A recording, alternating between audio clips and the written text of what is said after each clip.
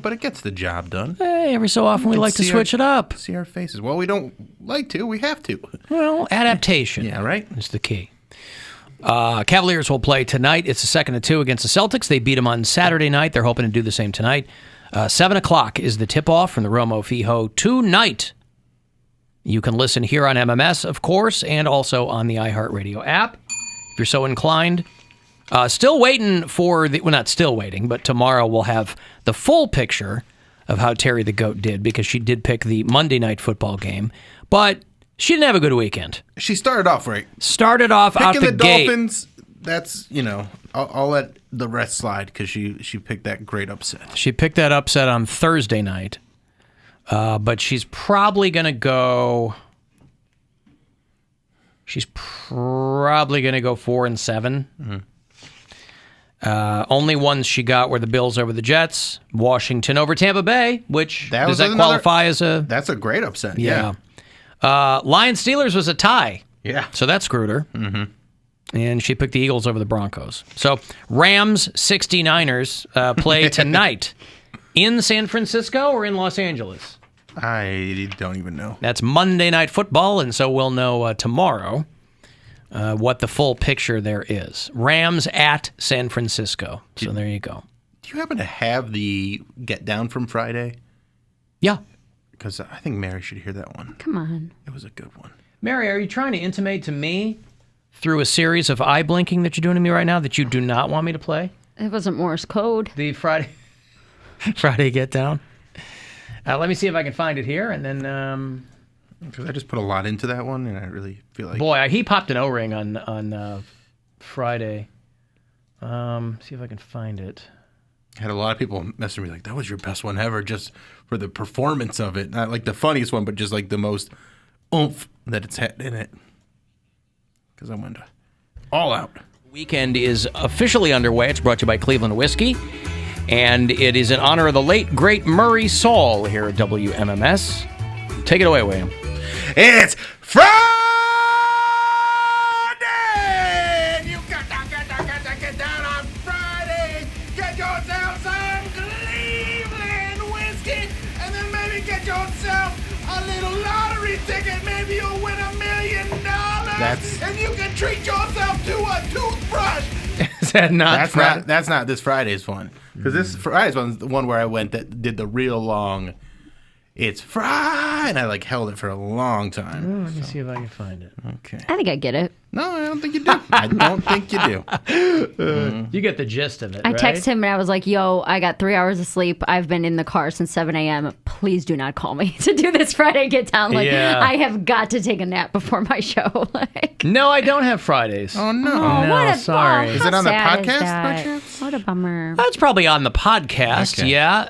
Take me a second to dial that up. Well, we don't have to do it right now. Yeah. She can look forward to it. We'll Yeah, pull it Mary, in the break. it's on the podcast. I'll listen to it on the podcast. Listen to it there. Yeah. It's gonna. I don't think she's going to listen to it No, on the podcast. I'm so good about that. I got to tell you, I certainly would want to diminish your experience of it by me slopping it together right now. Right. You want to get it in its full capacity. When I'm at home, in the bath, candles lit, nice, the proper surroundings. Yep. Only for a one Friday hand Get above Down. water. No, I both gotcha. hands are above water in my they ears. are?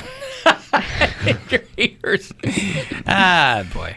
Hey, I watched Hurtful. Shang-Chi over the weekend. What'd you think? That was good, man. Isn't it? It was really good. It's very good. I don't think that I kind of dragged my feet on it because I was like, everybody says it's good, but I figured That was very those fun. people were Asian or something.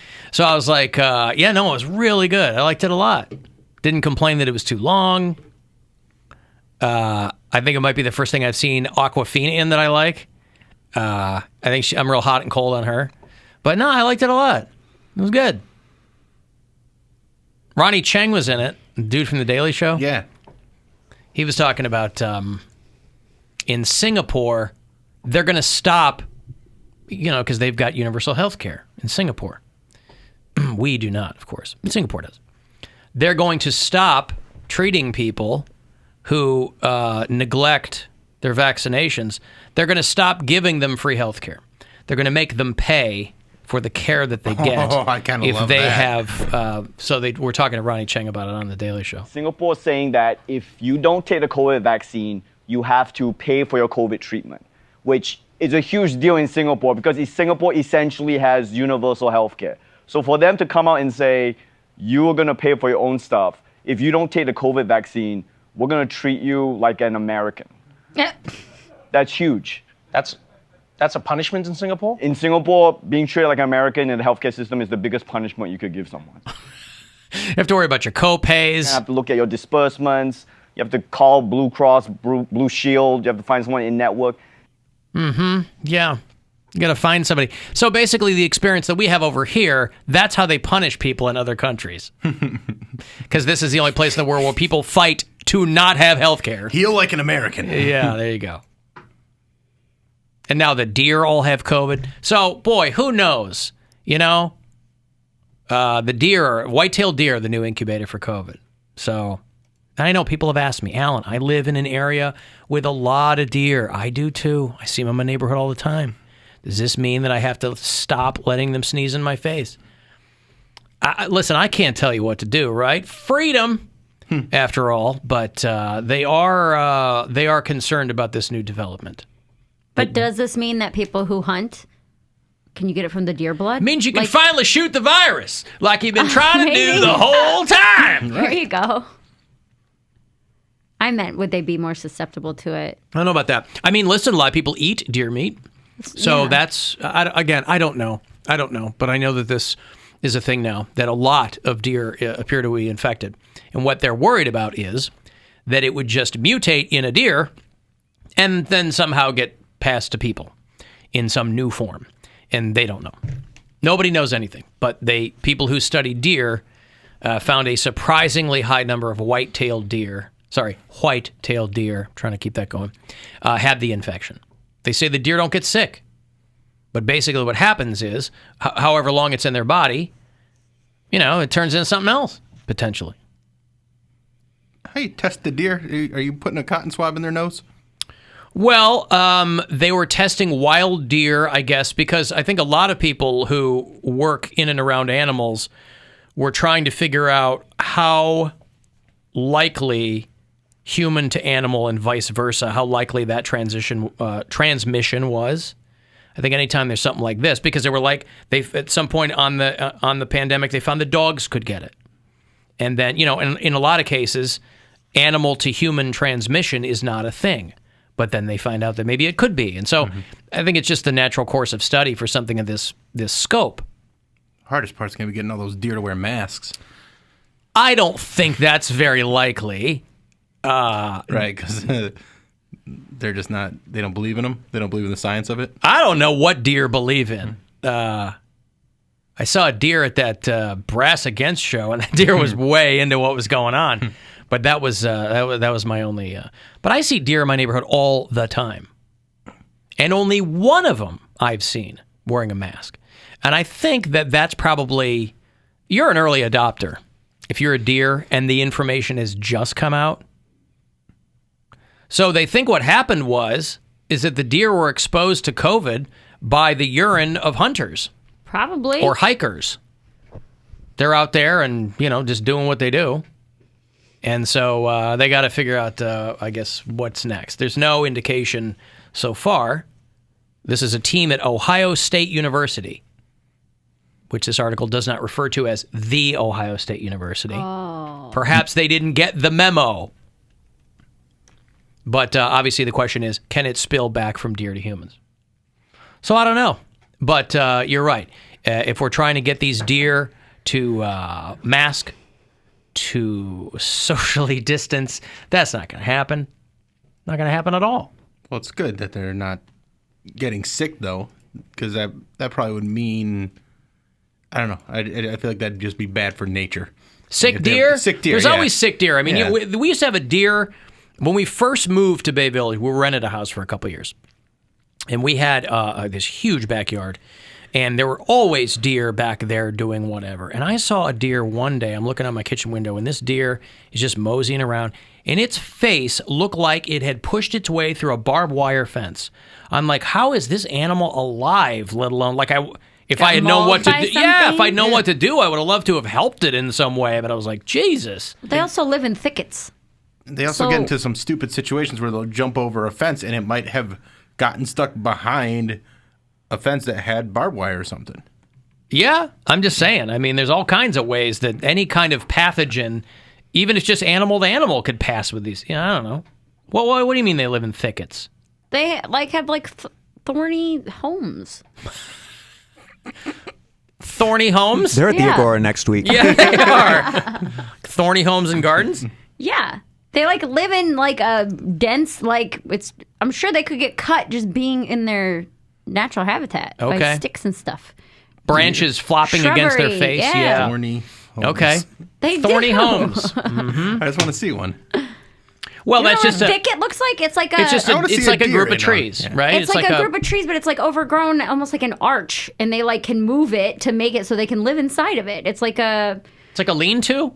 Sure, I don't know what that is. It's like on Naked and Afraid, where they have to make a little like a bush that they. I'm not describing. No, I know what a thicket is. It's like an area of trees that are kind of densely trees packed. And bushes, and it's not even really trees. It's like bushes and like thorn bushes, like rose bushes that are kind of in so that the deer can get in it. I know animals are sometimes pushed to areas they might not otherwise live by predators or weather or whatever. But it is always interesting to me, things that you would think animals would be naturally averse to. Yeah. Like not living in a thorn bush. And it doesn't feel good. Every time I come home, I bleed. But then but predators don't get in because they get pricked and they're like, oh, that sucks. Yeah, but they get pricked every time they go in the house. Yeah. They go, this is the price I pay. My thorny home. For my thorny home. Nothing I can do about that. Alan Cox Show After Hours line. Anytime you just want to leave us a message, you can. It's 216-986-8903. Yo, Alan, hey, this had to be about 5 years ago. But Rick called in one time, and you guys were just getting some information about his life.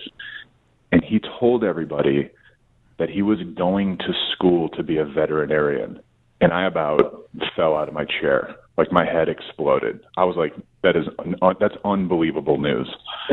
But it didn't get much attention on the show, and it never came up again. And I've been wondering what the hell that was about for literally 5 years. So next time Rick calls in, could you ask him if he's a veterinarian? Unbelievable. All right, take care. I don't recall that conversation. I think I would probably assume that he said he was a veteran. Isn't Rick a veteran? I know he's Devastation. He's a former middleweight boxing champion. But I don't remember him saying that he was going to be a veterinarian. Yeah, I don't remember that at all, but no. I would, if he was a veterinarian, I would definitely take Whoopsie to him.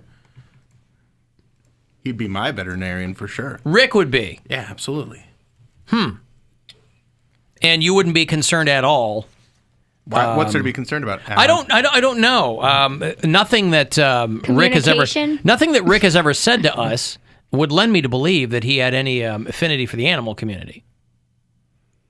Maybe that's why he wants to do it, because he's just very businesslike. He's just in it for the money. It's just, he hates animals. If I got to patch these furry pieces of meat up and send them back out there, that's okay. What's your favorite part of the job? Putting them down, honestly. I'll tell you what, when I see the light go out in their tiny little eyes. Oh, nothing like it. And the family is sobbing. You know, it's just, you do it for those days.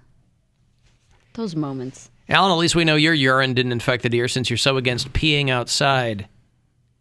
Something tells me that was meant as an insult. Yeah, you uppity POS. How dare you? Yeah, you uppity inside peer. In your mansion. Yeah. Oh, I bet you even take toilet paper and spot the little tip, don't you? You little pinky out, huh? Uh-huh. Thorny Holmes is a third baseman from Ecuador in the Cleveland AAA club, I'm being told, too. So that's good. It's called a boma, is what it's called. Someone texted me and said, the thorny branches created to make a barrier is called a boma. Well, what's a thicket then? Well, a thicket is just like a group of trees or shrubs that I think a thicket is a densely, naturally occurring one. I think a boma is the ones that the deer create as their home. Deer usually make their homes beneath clusters of pine trees, period, somebody says. See, listen, my nothing deer knowledge is not a lot. I know a couple deer facts. Yeah. Sorry, boma. It wasn't that. No, that's okay. I mean, I don't know either. Hey, Rick. Yeah, why that guy lie on me? I never said I was studying to be no better. I don't know what his ass is on. I didn't know what he was talking about either. Admittedly, my memory on the show is not good. So when he comes at me with 5 years ago, but boy, I did not remember a conversation where you said you were going to become a veterinarian. Oh, he needs to get off them drugs. Right. Now, am I incorrect also in saying that I thought you were a veteran? No, I never said I was no. Okay, well then I'm wrong too. I've never been in the Army. Oh, you talking about, no. Yeah. You were in the Army or not? No. Oh, okay. But he talking about an animal vet, like a animal. He better quit smoking or drinking whatever he's drinking.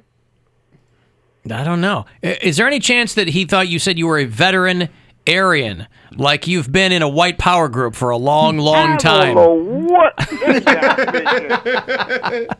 All right, well, I'm glad you were able to hear him. And I had to call him. I said, I don't believe this guy lying on. I ain't never said that. Yeah, I can't believe anybody would hear you and misunderstand what you've said. I hate that guy. So come on. Hey. Let's get ready to mumble. Listen, I don't know what he heard you say, Rick, and I just thought that maybe he heard something and I didn't hear it. That's possible. Okay. Hello? Oh, no. Rick, are you still there? I'm listening to the radio. You okay? Did you fall over? Are you all right? Rick, are you okay? Rick, are you okay? I hope he doesn't have to hang up and call 911. Are you okay? Is he there? Rick. Oh, he's gone. Nightmare. That was weird. That's my worst nightmare. What is? To have Rick, like something happen to him while he's on the phone. I don't like that either, but your worst nightmare? Absolutely. That's how much I care about Rick. Wow, your worst nightmare? Yep. Huh. I mean, I love Rick, but I don't even think that's in my top 5. Worst nightmare. Well, he'll be happy to know that. I think he'll be very pleased to know that. I hope he's okay. I hope he is too. What's going on, Rick? It sounded like he actively hung up. Yeah, Rick, make sure you call back when the delay catches up. Yeah, he has to hear himself hang up. Right, so that we know that you're okay.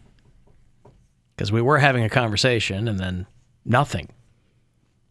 I like that he said, "Why is that guy lying on me?" Like that. That was a slight at Rick. Like, I heard he wants to be a veterinarian. And I don't think it was done out of malice. I mean, clearly there's some Mandela effect going on with, we've talked about that recently, and clearly there's some going on with that guy that called. But it doesn't mean anything for me to say I don't remember, because I don't remember a lot of things. But I have a feeling Rick is a veterinarian would have stuck in my brain somewhere. There would have been a tiny little corner that would have been able to keep that in play. He said he was going to school. I thought Dick said he was going to school. I think that's what, yeah. I think maybe that's what that caller is thinking, that Dick said he was taking some classes at the Learning Annex or something. Yeah, because Dick was learning computers. Right. Alan, I've got a BOMA right now.